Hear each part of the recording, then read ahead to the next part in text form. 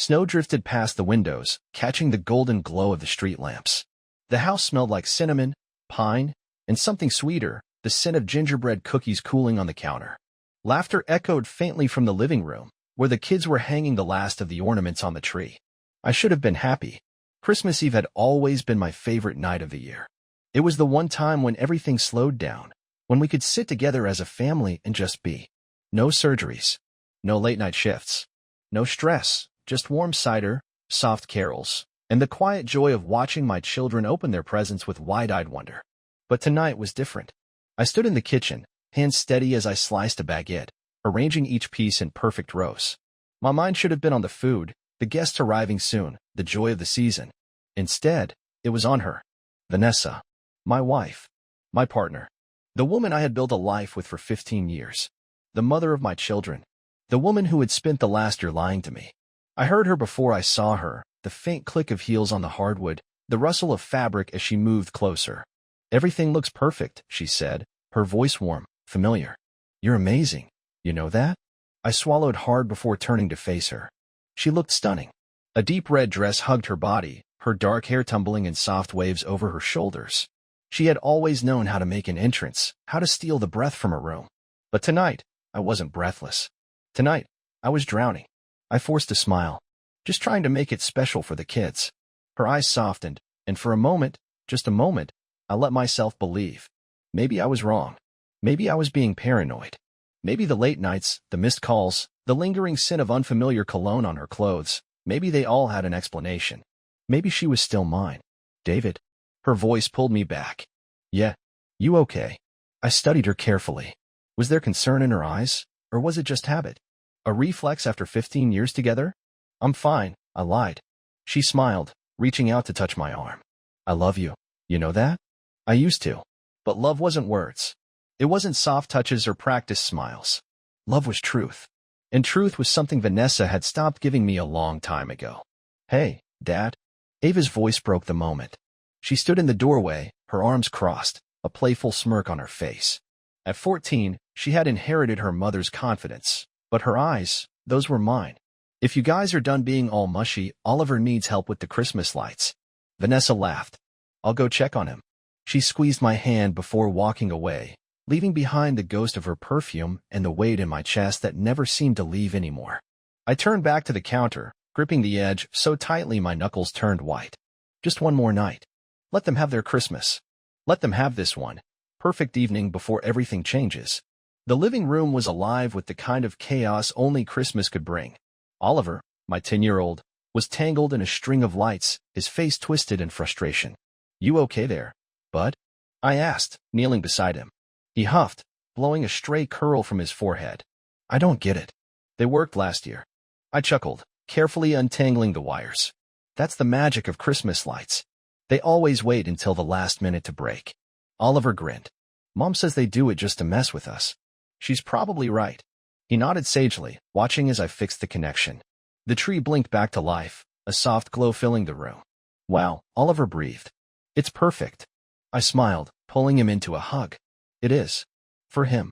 For Noah and Ava. For this family I had spent 15 years protecting. Even if I hadn't protected myself." Noah was in the kitchen when I walked back in, pouring himself a glass of apple cider. He looked up, watching me carefully. "You sure you're okay, Dad?" There it was again. The question I didn't want to answer. I forced a smirk. "Is it that obvious? You've just been off lately." He frowned. Like, distant. More than usual. I hesitated, glancing at the Christmas tree, at the stockings hanging above the fireplace. How much did he suspect? How much had he already figured out? "Just tired," I said finally. "Work's been rough." Noah didn't look convinced, but he didn't push. Instead, he leaned against the counter, staring into his cider. "Do you think?" He trailed off, hesitant. "What is it?" He sighed. "Do you think some people just stop loving each other?" The words knocked the air from my lungs. "What makes you ask that?" I kept my voice careful, steady. Noah shrugged. "I don't know. It just seems like sometimes people aren't who you think they are." I studied him, the way his fingers tightened around his glass, the tension in his shoulders. Maybe I wasn't the only one keeping secrets. "I think love is complicated," I said slowly. "I think sometimes people change, and sometimes They don't know how to tell the people they love that they've changed. Noah nodded, but his eyes stayed locked on his drink. Yeah, that makes sense. Something in my chest twisted. Hey, I said, nudging his shoulder. Whatever's on your mind, you can always talk to me. His lips twitched in the smallest smile. I know, Dad. I wanted to believe him. The doorbell rang, signaling the arrival of our guests. Vanessa was already at the door, greeting everyone with her signature charm. I stood at the edge of the room, watching her. Watching the way she laughed at the right moments, the way she reached out to touch someone's arm when they spoke, the way she made everyone feel like they were the most important person in the room. I had fallen in love with that once. But now, I knew better. Her phone buzzed. She glanced at it, her smile faltering for half a second before she slipped it back into her pocket. I knew that look. I knew who it was. Jared. I clenched my jaw, forcing myself to stay still. Not tonight. Tonight was for my kids. For their Christmas. I forced a smile, stepping forward to greet our guests, playing my part like I had been doing for months. But as I moved through the room, shaking hands and exchanging small talk, I felt the weight of what was coming settle over me. The illusion was almost over. And when it shattered, there would be no putting it back together. Christmas Eve had always felt sacred to me. It wasn't about the lights, the gifts, or the music. It was about us. About tradition. The smell of pine and cinnamon in the air, the way Oliver's hands would get sticky from sneaking too many cookies, the way Ava rolled her eyes at Christmas carols but still hummed along when she thought no one was listening. The way Noah always made sure everyone else got their presents first before even touching his own. It was about being a father, a husband, a family. But tonight, I felt like an imposter in my own home. The warmth was still there, the candles flickering on the mantel, the fireplace crackling, the laughter floating through the air, but it wasn't reaching me. It felt like I was standing outside a snow globe, watching my own life from the other side of the glass. Because I knew something no one else did. I knew the truth. And that truth had changed everything. I stood in the kitchen, trying to steady my breathing, trying to hold onto something solid.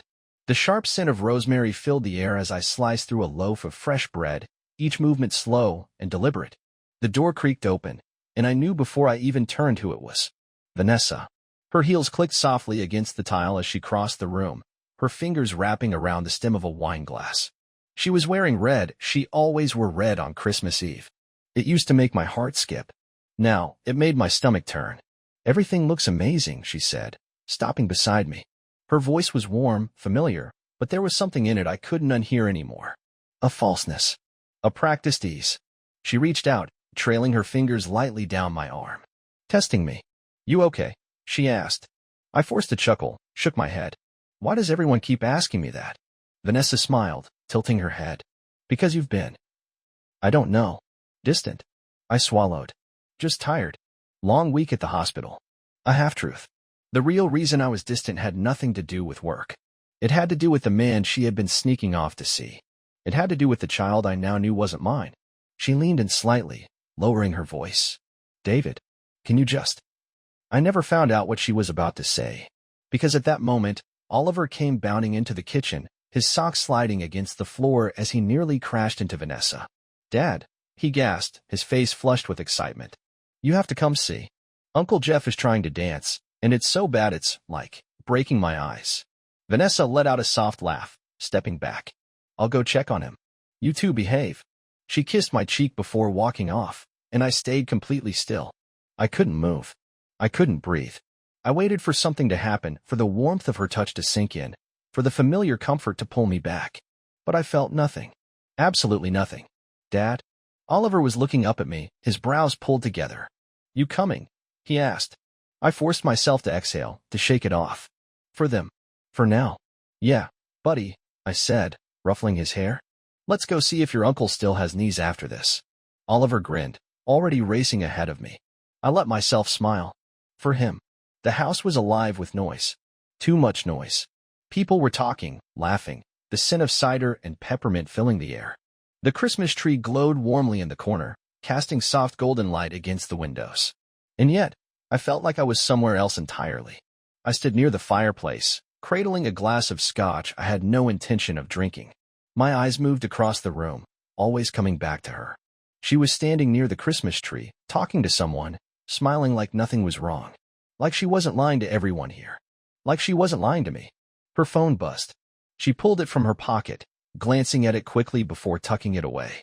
I knew who it was. Jared.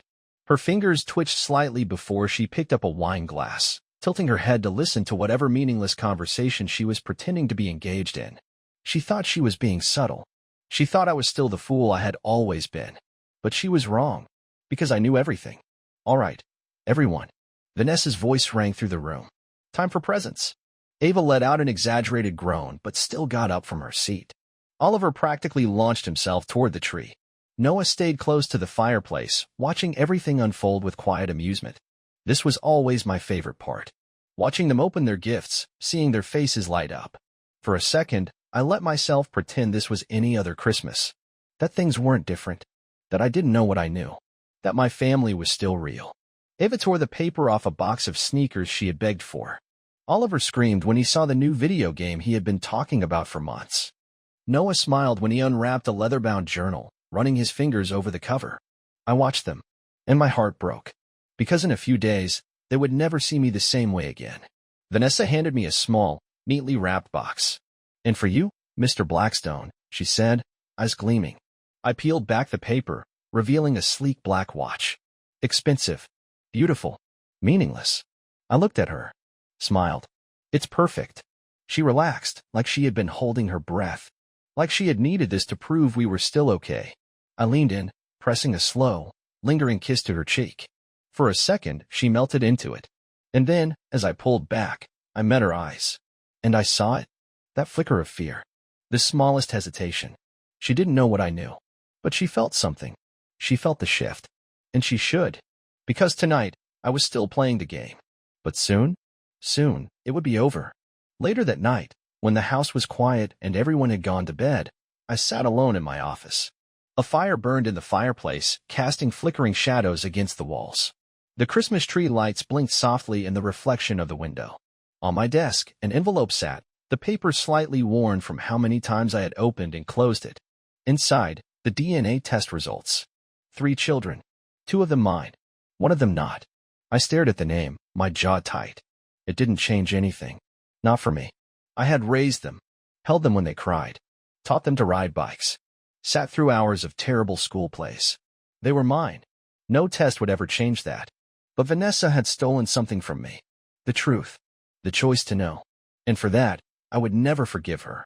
I leaned back in my chair, staring at the ceiling. Tomorrow, I would make my move. Tomorrow, I would end the lie. But tonight, just for a little while longer, I let myself sit in the quiet. And I grieved. Not just for me, but for the family we could have been. For the Christmases we would never have again. I used to believe that love was unbreakable. That no matter what happened, family was stronger than anything. I used to believe that Christmas was a time for peace, for warmth, for togetherness. But as I sat in my office that morning, staring at the envelope that had already torn my world apart, I realized something. I was wrong. Love isn't unbreakable. It shatters. Just like trust. Just like family. And today, on Christmas morning, I was about to watch it fall apart in real time. I could hear them downstairs before I even stepped out of my office. Oliver was giggling, his small feet patting against the hardwood floors. Ava's voice was laced with just enough teenage sarcasm to mask her excitement. Noah was quieter, but I could hear him too, the soft hum of his voice as he helped Oliver dig through his stocking. For a moment, I closed my eyes, letting myself pretend, letting myself feel, just for a second, like I still belonged in that world, that I was still the father they saw me as. Then, I opened my eyes, took the envelope, and walked downstairs. The living room was bathed in golden light, the Christmas tree twinkling in the corner. The smell of cinnamon and pine filled the air, wrapping itself around us like an old memory. Vanessa was sitting on the couch, dressed in a soft robe, her hair still messy from sleep. She looked up at me with a smile, a real one, before she caught the look in my eyes. And just like that, I saw it. The moment she knew, she stiffened, her fingers curling into the fabric of her robe. I didn't stop. I didn't speak. I just walked to the coffee table, set the envelope down, and turned to my kids. Before we open presents, I said, my voice steady, I have something for each of you. Oliver grinned. A surprise. Ava groaned. Dad, if this is one of your life lesson things. Noah just watched me. I reached behind the couch and pulled out 3 small boxes. Simple. Wrapped in red and gold paper. They took them carefully, exchanging glances. Then they started unwrapping. The sound of paper tearing filled the silence. And then nothing. No excitement. No laughter. Just silence. Ava was the first to speak. "What is this?" She held up the sleek white box, her brows furrowed. Noah turned his over in his hands, reading the label. A DNA test. Oliver, still too young to fully understand, just looked up at me with confusion. "Why do we need these?" I swallowed the lump in my throat. "You don't," I said. "I already took care of the testing." The air shifted. I could feel Vanessa beside me, could hear the way her breath hitched, the way her fingers curled into her lap. Noah was staring at me now, his expression unreadable. "What do you mean?" I didn't answer. I just reached into the drawer of the coffee table and pulled out the papers. Stacked neatly. Clean. But the truth inside them was anything but. I set them down. And finally, I turned to Vanessa. She was pale. She shook her head. "David," she whispered, her voice barely holding together. "Not here. Not like this." I didn't blink. "Then when?" Tears welled in her eyes. "Please." I turned away from her and looked at my children. Because this moment? This wasn't about her. This was about them. And they deserved the truth. Noah reached forward first. His fingers trembled as he picked up the first page. His eyes moved quickly over the words, scanning, absorbing, then freezing. His throat bobbed. His hands clenched. Ava leaned in beside him, her face draining of color as she read over his shoulder. Oliver just watched them, waiting for someone to explain. Noah set the paper down carefully, his fingers pressing into the edge like he needed something to hold on to. And then, finally, he looked at me. His voice was hoarse when he spoke. "Which one of us?" I heard Vanessa's sharp inhale beside me. Ava's lips parted. Oliver, still too young to fully understand, but old enough to feel the weight in the air, whispered, "Dad?" I opened my mouth, but I couldn't speak. I couldn't say it. So Vanessa did. Soft. Shaking. Like she could barely force the name out. "Noah." I thought I had prepared for this. For his face. For the way he would look at me. Like I wasn't his father anymore. But nothing could have prepared me for the way his entire body seemed to lock up. The way his breath stopped. The way his hands clenched into fists, his knuckles going white. "You're lying." His voice cracked. Vanessa reached for him. "Noah." He jerked away. "You're lying." His voice wasn't loud, but it shook. I felt it. I swallowed, trying to keep my own voice steady. "Noah, I don't." His breath was ragged. His shoulders trembled. "Don't say it doesn't change anything. Don't say it doesn't matter." I closed my eyes for half a second. Then I looked at him, and I told the truth. "It doesn't change how much I love you." Noah flinched. Like the words hurt more than anything. Like they weren't enough. And maybe they weren't. Maybe nothing would be. Ava was crying silently. Oliver was clinging to her hand, his small face confused, scared. And Vanessa? She was sobbing. But I didn't look at her. I couldn't. Because Noah was looking at me like I had ripped the ground out from under him. Like I had taken everything he was and burned it. And I didn't know how to fix that. I didn't know how to fix any of this. Then, Noah stood up. Slowly. Stiffly. And walked away. Through the hall. Up the stairs. Step. By step. And the moment his bedroom door closed, I felt it. The thing inside me that had been breaking for months. It finally collapsed. And I realized something as I stood there in the ruins of everything I had built. I thought this would be the hardest part. Telling the truth. Exposing the lie. But I was wrong. The hardest part wasn't the truth. The hardest part was watching the boy I raised as my own walk away from me. And not knowing if he would ever come back. I sat in the living room long after the world had gone quiet. The Christmas lights still twinkled. The stockings still hung by the fireplace. The scent of pine and cinnamon still lingered in the air. But everything felt wrong. Noah was upstairs. The door had slammed. Ava had gone after him, her silent tears staining her sweater. Oliver, sweet, innocent Oliver, had curled into the couch, his small frame pulled tight, watching everything fall apart without fully understanding why.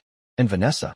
Vanessa was still sitting on the floor, her hands tangled in her hair, her breath coming in short, jagged gasps. I should have felt something. Anger. Satisfaction. Relief. But all I felt was emptiness. I had wanted the truth to set me free. Instead, it had buried me alive. For a long time, no one spoke. Then, finally, Oliver sniffled. His voice was quiet. Small. Is Noah not our brother anymore? Ava sucked in a sharp breath. Vanessa let out a sob. I exhaled, rubbing a hand over my face. My chest felt too tight, my ribs locked around something I couldn't name. Of course he is, I said, my voice raw. That doesn't change. Oliver's lips pressed together. Then why is he mad? I looked up at the staircase, where Noah had disappeared minutes ago. Because I shattered his world. Because I took everything he thought was true and ripped it apart. Because it does change something. I couldn't say that. Not to Oliver. Not to Ava, whose fingers were still curled into her sleeves, her breath uneven. And not to Vanessa, who looked at me like she wanted to take it all back. Every lie, every mistake, but couldn't. Instead, I swallowed and said the only thing I could. He just needs time. Time. I had spent months waiting for this moment. For the truth to come out. But now that it had, I realized I never prepared for what came after. Noah wasn't coming downstairs. Vanessa hadn't moved. And I felt lost. Like I had been driving toward a destination for so long. Only to arrive and realize there was nothing there. What now? I exhaled and turned to Vanessa. She was looking at me now, her eyes swollen, her lip trembling. David, she whispered. Please. Please what? Please take it back. Please forgive her. Please tell her that 15 years of lies could be undone with one conversation. I just stared at her. Then I stood. I'm going to check on Noah. Her face crumpled. But I didn't stay to watch. The walk up the stairs felt heavier than it should have. Like I was climbing towards something I wasn't ready to face. The hallway was dark. Silent. I stopped in front of Noah's door, my hand hovering over the handle. Then I knocked. Nothing. I exhaled. Noah. Silence. I leaned against the door, resting my forehead against the wood. I know you're mad, I said quietly. I know you're hurt. And I'm so sorry. The words felt small, compared to what he must have been feeling. I listened for movement. Nothing. I closed my eyes. I don't care what that test says. You are my son. A long, painful pause. Then, his voice. Quiet. Hoarse. Then why do I feel like I lost my dad tonight? My breath hitched. I opened my mouth. Closed it. There was no right answer. Because maybe he had. Maybe, to him, the second I pulled out that envelope, I stopped being the man who had always been there. Who had carried him on my shoulders. Who had tucked him in at night. Who had taught him how to throw a baseball, how to ride a bike, how to tie a tie. Maybe I had ruined everything. And the worst part? I didn't know how to fix it. I stood there for a long time. Eventually, I heard the soft rustling of blankets, the creak of his bed as he turned away. He wasn't coming out. I wasn't going in. I placed my hand against the door. I love you, Noah. I waited. But no answer came. Eventually, I walked away. Vanessa was waiting for me at the bottom of the stairs. Her robe was pulled tighter around her, her arms wrapped around herself. Is he okay? She whispered. No. No. She let out a shaky breath. This is my fault. I didn't answer. Because, in the end, it was. She had made the choice. She had built this house of cards, and I had been the fool who thought it was real. But I had made a choice too. I could have stayed blind. I could have swallowed the doubts. I could have buried the truth, let it rot inside me, kept the family together on a foundation of lies. I could have protected him from this. But I hadn't. So maybe it wasn't just her fault. Maybe it was mine, too. I sat on the couch, rubbing my temples. Vanessa sat beside me, close enough that I could feel her warmth, but not touching me. Ava and Oliver had gone upstairs. The house was too quiet now. I never wanted to hurt you. Her voice cracked. You have to know that. I let out a slow breath. Then why did you? She squeezed her eyes shut, shaking her head. I was young. I was stupid. That was 15 years ago, Vanessa, I said, my voice rough. 15 years of choices. Every time you looked at me, every time you said you loved me, every time you watched me raise him, that was a choice. Tears streamed down her face. I didn't think it mattered. I laughed. A hollow, broken sound. It mattered to him. She let out a choked sob, covering her mouth. And for the first time tonight, I felt anger. Not the cold, calculating anger I had held onto for months. This was raw. Because I had spent so long mourning this marriage, convinced I was losing something worth saving. But now, I didn't want to save it. I just wanted to be free. I exhaled. I want a divorce. The words landed like a blow. Vanessa froze. Her lips parted. David. I can't do this anymore. Her face twisted. We can fix this. How? I cut her off. How do you fix 15 years of lies? How do you fix the way he looked at me tonight? Tears slipped down her cheeks. I shook my head. I don't think you can. For a long moment, she just stared at me, her body trembling. Then, finally, she nodded. Defeated. Broken. And I felt nothing. I didn't sleep that night. Neither did she. We sat in silence, listening to the house settle. Listening to the quiet. In the morning, I would tell the kids. And in the months that followed, I would try God. I would try to rebuild. To heal. To make sure no one knew that he was mine, no matter what some tests said. But tonight? Tonight, I just sat in the ruins of what once was. And I let it all go. The house was quiet. Too quiet. Not the kind of peaceful quiet you want on Christmas morning. Not the kind where everyone's sleeping in, wrapped in warm blankets, dreaming of the day ahead. This was the other kind. The kind where something had been broken so badly, you could still hear the echoes of it. I sat at the kitchen table, staring at a coffee cup I wasn't drinking.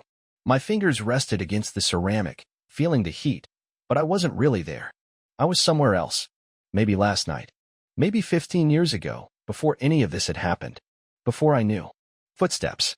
I looked up. Oliver stood there, still in his Christmas pajamas, hair sticking up at odd angles. He looked hesitant, like he wasn't sure if he was allowed to speak. Hey, buddy, I said softly. He walked over, climbed onto one of the kitchen stools. He pulled his knees up, resting his chin on them. Is Noah still mad? I swallowed. He's sad. Oliver thought about that for a second. Are you still mad at Mom? I exhaled, rubbed my jaw. I don't know, I admitted. Oliver nodded like that made sense. Are we still a family? That one hit deep. I blinked hard, forcing my voice to stay steady. Yeah, buddy, I said. We are. Oliver pressed his lips together, looking unconvinced. He glanced toward the stairs, like he was waiting for Noah to appear. But the hallway stayed empty, and something inside my chest cracked. Ava came down next. She didn't say anything, just grabbed a coffee, sat across from me, and stared at the table. Her eyes were swollen, red-rimmed, like she hadn't slept. I didn't ask. After a while, she spoke, her voice barely above a whisper. Noah's not talking to me. I nodded, rubbing my hands together. He's hurting. Ava let out a shaky breath. I don't know how to fix it. Maybe he just needs time, I said. Ava scoffed, shaking her head. Yeah, well, that's what people always say when they don't have a real answer. I let out a dry chuckle. Yeah, well, I don't. She stared into her coffee. Then, I hate her. I tensed. Ava. She ruined everything, Dad, she whispered. She lied to you. To all of us. And now Noah. She broke off, pressing a hand against her forehead. I don't know if he's ever going to be okay. Neither did I. And that scared me more than anything. Noah didn't come downstairs for breakfast. Didn't come down for lunch, either. I knocked on his door. No answer. I exhaled, leaning my forehead against the wood. I left some food outside your door, okay? I said quietly. Nothing. I wanted to force my way in. Make him talk to me. Make him believe that none of this changed anything. But I didn't get to decide that. Not anymore. Vanessa left around noon. She didn't say where she was going. She just stood in the doorway for a long moment, looking at me like she was waiting for me to stop her. I didn't. Finally, she whispered, I'm sorry. I exhaled. So am I. Then she was gone. And for the first time in 15 years, I felt like I could finally breathe. The house felt different without her in it. I should have felt relieved. Instead, all I felt was tired. I sat on the couch, flipping mindlessly through TV channels. Not really watching anything. Just existing. Then my phone buzzed. Vanessa, I think you should talk to Jared. I stared at the screen. Then I laughed. A bitter, exhausted laugh. Of course. Of course, she thought that talking to the man who had blown my life apart would somehow help. I was about to ignore it when another message popped up. Vanessa, he's worried about Noah. That made me pause. Because for all the things I hated about this situation, for all the betrayal, all the lies, there was one undeniable truth. Noah was hurting. And if there was one person who might understand that pain, it was him. I sighed, rubbing my temples. Then, finally, I typed back. Me too. Give him my number. The call came that night. I didn't want to answer it. But I did. David. Jared's voice was careful. Hesitant. I clenched my jaw. What do you want? A sigh. Look, I know this is. Stop. My voice was sharp. Whatever you're about to say, don't. Jared exhaled. Fine. Silence. Then, finally. Is he okay? My throat tightened. No. Jared was quiet for a long time. And then, His voice was lower. Neither am I. I closed my eyes, pinching the bridge of my nose. You don't get to say that. I know. A beat. But I'm saying it anyway. I didn't answer. Because what could I even say?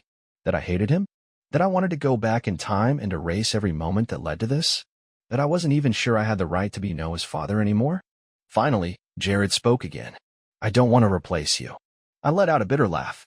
Yeah? Because that's exactly what it feels like. I don't know how to do this either, Jared admitted. But I want to be there for him. And I don't want to make this worse for you. Or him. I stared at the ceiling, hating that every word he was saying made sense. Hating that I had to share my son with a man who should have never been in our lives to begin with. But most of all, hating that I didn't know what was best anymore. Noah didn't come out of his room the next day. Or the next. Ava checked on him. He barely answered. Oliver knocked on his door. No response. And me? I waited. And waited. Until, finally, on the third night, I was sitting in my office when I heard it. A knock. Not on his door. On mine. I stood too quickly, nearly knocking over my chair. My heart was in my throat as I moved across the room, pulling the door open. And there he was. Eyes red. Shoulders slumped. Looking so much older than he should have. My chest ached.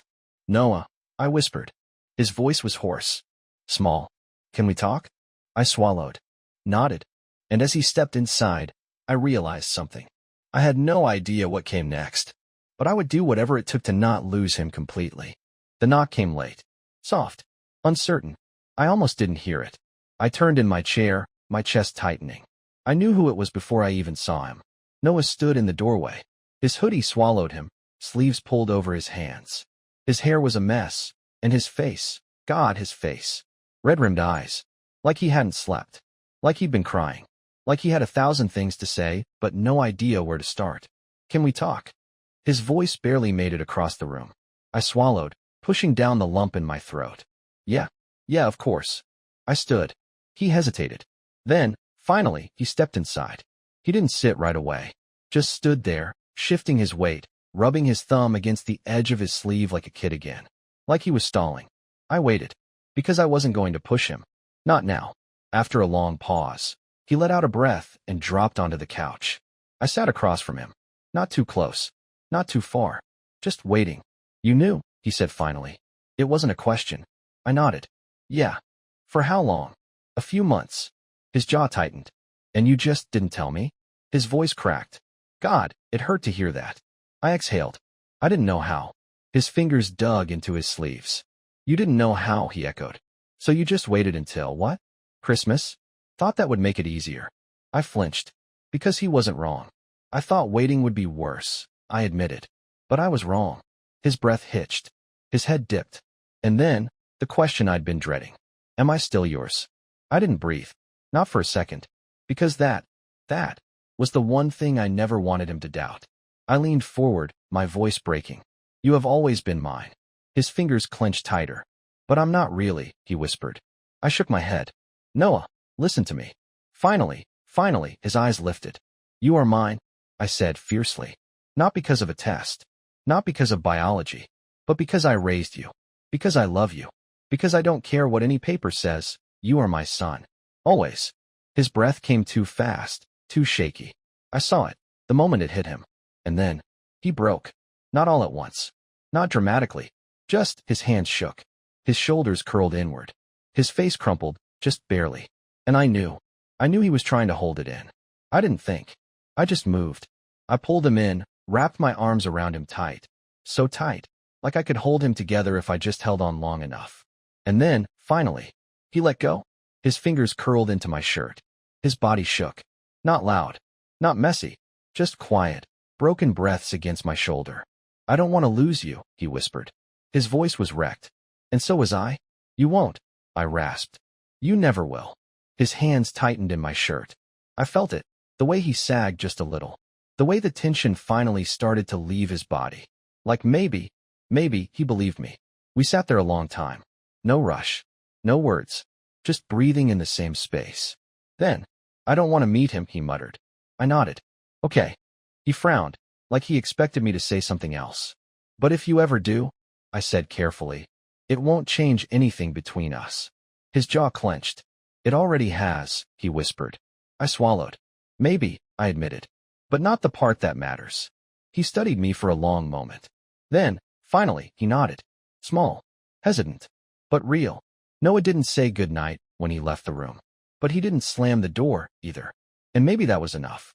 For now. Later, after the house had gone quiet, I sat in my office, staring at the divorce papers on my desk. At my half-sign name. I picked up the pen, and with steady hands, I finished it. Not as a man who had lost everything, but as a father who had something left to fight for.